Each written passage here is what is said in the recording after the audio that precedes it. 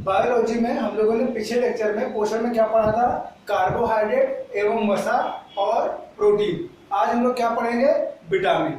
Vitamin के बाद फिर रेशा, रेशा के बाद फिर खनिज और हम लोग पढ़ेंगे। ये पार्ट 3 हमारा है, ठीक है। विटामिन हम लोग पढ़ने जा रहे हैं। विटामिन के बारे में हम लोग जानेंगे, विटामिन होता क्या है, विटामिन की खोज किसने की थी, विटामिन के प्रकार क्या है, विटामिन की कमी से होने वाले रोग कौन कौन से हैं, ये सब चीजें हम लोग विटामिन के अंतर्गत देखेंगे। तो आइए देखें कि विटामिन की खोज, विटामिन का नामकरण किसने किया था। तो विटामिन की खोज किसने की थी? विटामिन की खोज लूरिन ने की थी और विटामिन का नामकरण फंक ने किया था। ये बहुत ही इंपॉर्टेंट है, ठीक। अब आइए, विटामिन की कमी से क्या होता है। तो विटामिन की कमी से क्या होता है? विटामिन की कमी से हमें क्या होता है? उपापचयी जो क्रियाएं होती हैं, उपापचयी क्रियाएं जो होती हैं वो क्या हो जाती हैं?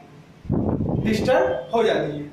उपापचय क्रिया क्या होती है? गड़बड़ हो जाती है हमारे शरीर में। तो उपापचय क्रिया जब डिस्टर्ब हो जाती हैं तो क्या होता है? जो भी हम लोग खाद्य पदार्थ ग्रहण करते हैं वो क्या होता है? हमारा शरीर अच्छे से ग्रहण उसे नहीं कर पाता है और हमें क्या हो जाता है? हमारा शरीर कैसा हो जाता है? रोगाणुग्रस्त हो जाता है। अब वो खाद्य पदार्थ जैसे, खाद्य पदार्थ कैसे?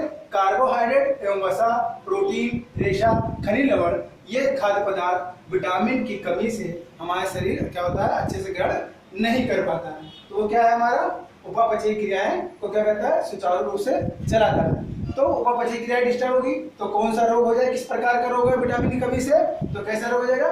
डिफिशियंसी डिजीज हो जाता है। डिफिशियंसी डिजीज हो जाता है विटामिन की कमी से, जिसे हम क्या बोलते हैं? अपूर्णता रोग। क्या बोलते हैं? अपूर्णता रोग। अपूर्णता रोग। अब हम लोग देखेंगे यहाँ पर इसके प्रकार में, विटामिन का प्रकार क्या है? विटामिन हमारे क्या है? 2 प्रकार के यहाँ पर है। एक है वसा में घुलनशील, दूसरा क्या है? जल में घुलनशील। जल में घुलनशील, ठीक है। और वसा में घुलनशील कौन है? ADEK। वसा में घुलनशील कौन है? ADEK। और जल में घुलनशील कौन है? C और B। अब देखिए, जल में घुलनशील मात्र 2 विटामिन है। कौन कौन से? C और B। इसको याद करने का क्या तरीका है? इसको ऐसे याद कर सकते हैं, WBC करके हम लोग इसे याद कर सकते हैं। W फॉर वाटर और B और C। तो WBC करके याद करते हैं। मात्र 2 विटामिन जो जल में घुलनशील है, बाकी बचे हुए जितने विटामिन हैं वो सभी क्या है? वसा में घुलनशील हैं। तो ADEK क्या होता है? वसा में घुलनशील। इसका मतलब ये हमारे शरीर के ऊतकों में क्या हो? संचित हो सकते हैं, लेकिन जो जल में घुलनशील होते हैं वो हमारे शरीर में संचित नहीं हो सकते हैं लॉन्ग समय के लिए। इसीलिए सबसे ज्यादा इंपॉर्टेंट विटामिन क्या होता है? हमारा C और B। ये भी जरूरी है, लेकिन क्योंकि जल में घुलनशील होता है और इसे हम लोग लंबे समय तक कंटेन नहीं कर सकते हैं, इसीलिए ये सबसे ज्यादा इंपॉर्टेंट हो जाता है। अब यहाँ देखेंगे हम लोग इसका रासायनिक नाम क्या क्या है और इसके रोग के बारे में भी थोड़ा बहुत जानेंगे, ठीक है। तो वसा में घुलनशील विटामिन में ADEK में A का रासायनिक नाम क्या है? रेटिनॉल। रेटिनॉल, रेटिनॉल की कमी से कौन सा रोग होता है? रतौंधी। रतौंधी, रेटिनॉल की कमी से कौन सा रोग होता है? रतौंधी। रतौंधी, ठीक। कैल्सीफेरॉल, कैल्सीफेरॉल D जो क्या होता है? कैल्शियम का उपपचय करता है। तो इसकी कमी से कौन सा रोग होता है? रिकेट्स रोग होता है। कौन सा रोग होता है? रिकेट्स रोग होता है। रिकेट्स रोग या सूखा रोग, इससे व्यक्ति का शरीर क्या होता है? कमजोर हो जाता है और क्या होता है? व्यक्ति पतला हो जाता है इसमें, ठीक है। E क्या है? टोकोफेरॉल। टोकोफेरॉल देखिए, ई विटामिन की वजह से कौन होता है? टोकोफेरॉल। इसका मतलब क्या हो गया? इसमें इनफर्टिलिटी, इनफर्टिलिटी, इनफर्टिलिटी रोग होता है, अर्थात बांझपन और नपुंसकता रोग टोकोफेरॉल की कमी से होता है। के फॉर नेप्थोक्विनोन। नेप्थोक्विनोन, के फॉर ऐसे याद कर सकते हैं हम लोग कि विटामिन के है, विटामिन के की कमी से कौन सा रोग होता है? इससे क्या होता है? जैसे याद करेंगे, कटना। के फॉर कटना, और कटना मतलब कि रक्त का थक्का जमना। रक्त का थक्का जमना, रक्त का थक्का जमना, अर्थात विटामिन के की कमी से क्या होगा? रक्त का थक्का नहीं जमेगा और ब्लड हमारा कंटिन्यू निकलता रहेगा, इससे व्यक्ति की मृत्यु भी हो सकती है। तो हम लोग क्या करेंगे? विटामिन के मतलब कटना, रक्त का थक्का जमना। अब हम लोग आएंगे जल में घुलनशील विटामिन, विटामिन C और विटामिन B। विटामिन B देखिए यहाँ पर ध्यान देंगे, विटामिन B कॉम्प्लेक्स है। विटामिन B कॉम्प्लेक्स नाम क्यों रखा गया? क्योंकि इसमें ढेर सारे क्या है?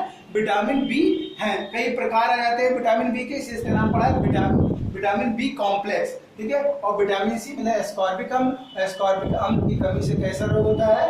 स्कर्वी रोग होता है। कैसा रोग होता है? स्कर्वी रोग। और इसमें क्या होता है कि व्यक्ति के घाव आसानी से नहीं बढ़ते हैं।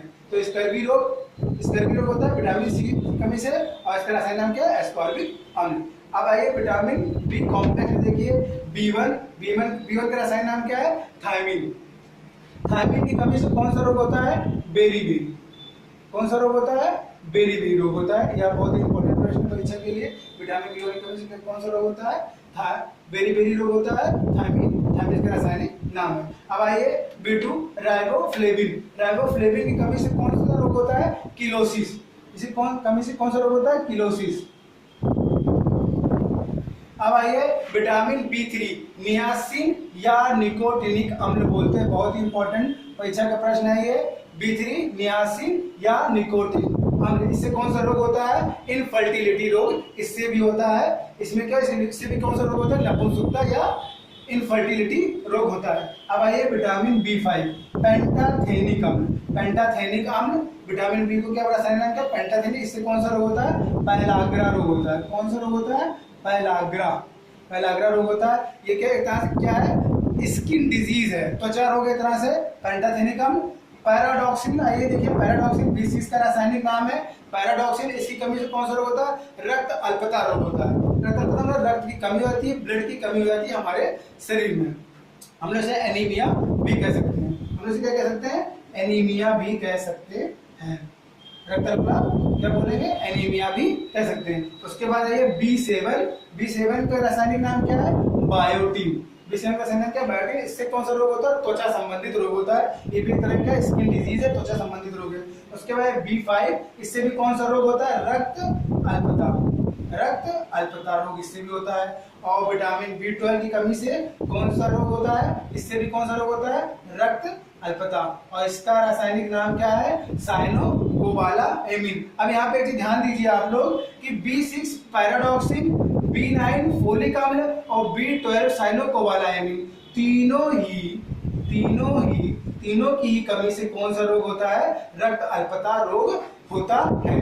नेक्स्ट हम लोग इसे कार्य को देखेंगे। देखिए ये विटामिन है, और विटामिन हम लोगों ने अभी पढ़ चुके हैं कि A, D, E के विटामिन होते हैं हमारे वसा में घुलनशील होते हैं, और B और C विटामिन कहाँ घुलनशील होते हैं? जल में घुलनशील होते हैं। अब ये हम लोग देख ले स्रोत होता है, इसे आप लोग नोट भी करते रहिए, बहुत ही इंपॉर्टेंट है ये, इसको नोट करेंगे क्योंकि परीक्षा में आ जाते हैं कौन कहाँ से प्राप्त किया जाता है, कौन सी विटामिन कहाँ से प्राप्त की जाती है। यहाँ ध्यान दीजिए आप लोग, जो विटामिन ए है हमारा वो सबसे ज्यादा कहाँ से प्राप्त किया जाता है? फलों देखेंगे, आम से सबसे ज्यादा प्राप्त किया था, उसके बाद पपीते से प्राप्त किया जाता है। विटामिन ए कहाँ से प्राप्त किया था? विटामिन ए आम से प्राप्त किया था और पपीते से प्राप्त किया था। ये विटामिन ए क्या होता है? एक प्रकार का क्या होता है? संक्रमण रोधी विटामिन होता है, मतलब कि जीवाणुओं के संक्रमण से ये हमें बचाता है। तो एक तरह क्या संक्रमण रोधी विटामिन है। अब ये विटामिन डी हमारे देखिए, विटामिन डी को दो प्रकारों में डिवाइड किया गया है, देखिए ध्यान दीजिए आप, ऑर्गोकैल्सिफेरॉल और कोलीकैल्सिफेरॉल। ठीक है, तो हमारा विटामिन डी का रासायनिक नाम भी है कैल्सिफेरॉल। ये दो प्रकार है विटामिन डी का, ऑर्गोकैल्सिफेरॉल और कोलीकैल्सिफेरॉल। और ये विटामिन डी का निर्माण कैसे होता है ये भी ध्यान देंगे हम लोग। विटामिन डी का निर्माण कैसे हो रहा है? इसका स्रोत क्या है? प्रकाश की उपस्थिति में हमारा ऑर्गोकैल्सिफेरॉल और कोलीकैल्सिफेरॉल का निर्माण होता है, और इसे हम लोग क्या कहते हैं? सम्मिलित रूप से विटामिन डी कहते हैं। ठीक है, उसके बाद ध्यान दीजिए यहाँ पर विटामिन ई का निर्माण कैसे होता है, या विटामिन ई हमें कहाँ से प्राप्त होता है? तो विटामिन ई हमें कहाँ से प्राप्त होता है? सोयाबीन, गेहूं तेल से हमें क्या होता है? इसको नोट भी करते रहिए आप लोग, बहुत इंपॉर्टेंट ये फैक्ट है, आपको याद भी करना है। ठीक है, तो विटामिन ई सोयाबीन, गेहूं और तेल से प्राप्त किया जाता है। विटामिन के क्या होता है? विटामिन के एक ऐसा विटामिन है जो कि वसा में घुलनशील है, और जिसका संश्लेषण कौन करता है? आंत के बैक्टीरिया करते हैं, गुड बैक्टीरिया कहलाते हैं हमारे ये, जो आंत के बैक्टीरिया करते हैं। आंत के बैक्टीरिया क्या करते हैं? विटामिन के का संश्लेषण करते हैं। इसके अलावा बाहर से हमें इससे प्राप्त होता है हरी सब्जियों, पालक वगैरह से, इस तरह कह सकते हैं हम लोग, हरी सब्जियां जो भी होती हैं हमारी उससे प्राप्त होता है, या सोयाबीन से ये प्राप्त होता है। उसके बाद आप ध्यान दीजिए विटामिन बी कॉम्प्लेक्स और vitamin C. Vitamin B complex में देखिए, विटामिन बी कॉम्प्लेक्स का अर्थ बता चुका हूँ। विटामिन बी कॉम्प्लेक्स का अर्थ क्या होता है कि ये कई प्रकार के हो जाते हैं, इसलिए हम लोग बोल देते हैं विटामिन बी कॉम्प्लेक्स। इसमें B1, B2, B3 इस तरह करके हमारे B12 तक ये विटामिन B1 भी आते हैं। ठीक है, तो देखिए विटामिन B1 कहाँ प्राप्त होता है, कहाँ से प्राप्त करते हैं हम लोग, अंडे और सोयाबीन से। विटामिन B2 में कहाँ से प्राप्त होता है, पनीर और अंडे से प्राप्त होता है। बहुत ही इंपॉर्टेंट है, ये आपके लिए बहुत ही इंपॉर्टेंट है, इसको याद करेंगे हम लोग। ठीक है, विटामिन B3 कहाँ से प्राप्त होता है, अंडा और मछली से। विटामिन B5 कहाँ से प्राप्त करते हैं, अंडा और मूंगफली से। विटामिन B6 कहाँ से प्राप्त करते हैं, दूध और अनाज से प्राप्त करते हैं। विटामिन B7 कहाँ से प्राप्त करते हैं, गेहूं एवं अंडा से। और B9 हरी सब्जियों और सोयाबीन से। और विटामिन B12 दूध और अंडा से बाहर से हम लोग प्राप्त करते हैं विटामिन B12 को। लेकिन बिल्कुल उसी तरह से जैसे विटामिन K है, हाथ के बैक्टीरिया इसका संश्लेषण करते हैं, उसी प्रकार विटामिन B12 का भी संश्लेषण कौन करते हैं, हाथ के गुड बैक्टीरिया इसका संश्लेषण करते हैं। और हम बाहरी रूप से कहाँ से प्राप्त करते हैं, दूध और अंडे से प्राप्त करते हैं। अब आइए विटामिन सी। विटामिन सी बहुत ही इंपॉर्टेंट, अक्सर परीक्षा में आता है, IAS PCS की परीक्षा में बहुत ही इंपॉर्टेंट है।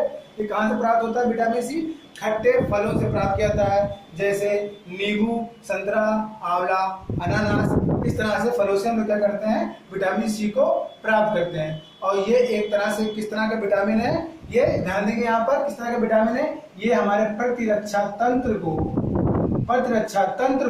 सक्रिय करता है। प्रतिरक्षा तंत्र को क्या करता है, सक्रिय करता है। ये प्रतिरक्षा विटामिन सी प्रतिरक्षा तंत्र को सक्रिय करता है, ये भी जानेंगे। और हमने विटामिन ए की बात करी थी, संक्रमण रोधी विटामिन। ये संक्रमण जीवाणुओं, देखिए दोनों काम लगभग आपको सिमिलर ही लगेगा। देखिए इसके लिए क्या इस्तेमाल कर रहे हैं, किस टर्मिनोलॉजी का इस्तेमाल कर रहे हैं, प्रतिरक्षा तंत्र क्या करता है, ये सक्रिय करता है। और ये कैसा विटामिन है, संक्रमण रोधी विटामिन, विटामिन ए है।